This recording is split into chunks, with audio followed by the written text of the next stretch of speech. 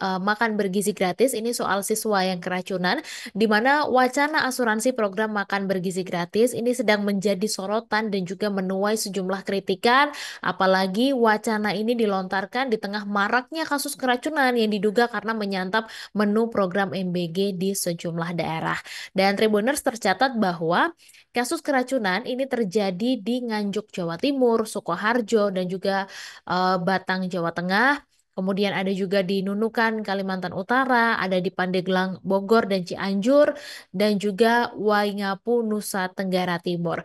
Dan Tribuners terkini bahwa ada kasus keracunan di Kota Bogor dengan total korbannya mencapai 214 orang dari jenjang TK sampai SMP dan sampai ditetapkan sebagai kejadian luar biasa. Di mana menurut hasil uji lab, sampel makanan MBG di Kota Hujan tersebut terkontaminasi bakteri E. coli dan juga salmonella. Kemudian BGN ini berencana untuk mengadakan asuransi sebagai upaya tanggung jawab untuk penanganan medis dan juga pembiayaan korban keracunan MBG, di mana selain siswa penerima manfaat MBG, asuransi ini juga akan diberikan kepada karyawan Satuan Pelayanan Pemenuhan Gizi atau SPPG, di mana menurut Kepala BGN Dadan Hindayana bahwa pihaknya berencana untuk melibatkan dua asosiasi perusahaan asuransi dan akan berkoordinasi juga dengan otoritas jasa keuangan.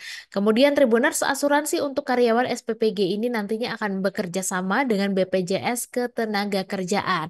Nah, ini turut disoroti oleh anggota Komisi 9 DPR RI fraksi Nasdem yaitu Irma Suryani Chania yang menilai bahwa rencana BGN untuk memberikan asuransi program MBG sebagai bentuk pemborosan anggaran negara begitu. Jadi kan sudah ada BPJS, kenapa harus ada asuransi lagi yang dianggap membuang-buang anggaran negara lagi begitu. Dan pernyataan ini juga disampaikan dalam menanggapi wacana BGN yang akan mempertimbangkan soal pembiayaan asuransi sebagai bagian dari skema perlindungan apabila terjadi keracunan makanan pada penerima manfaat program MBG. Di mana Irma menilai bahwa skema BPJS seharusnya sudah cukup untuk menjamin kebutuhan pengobatan. Dan juga dia menyoroti soal efektivitas penggunaan dana negara dan meminta agar BGN ini bisa memprioritaskan skema perlindungan yang sudah tersedia.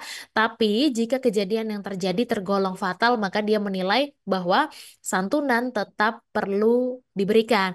Nah, untuk perlindungan bagi para pekerja dapur MBG, Irma justru mendorong BGN supaya memastikan mereka ikut dalam program BPJS Kesehatan dan juga BPJS Ketenagakerjaan. Download Tribun X sekarang, menghadirkan lokal menjadi Indonesia.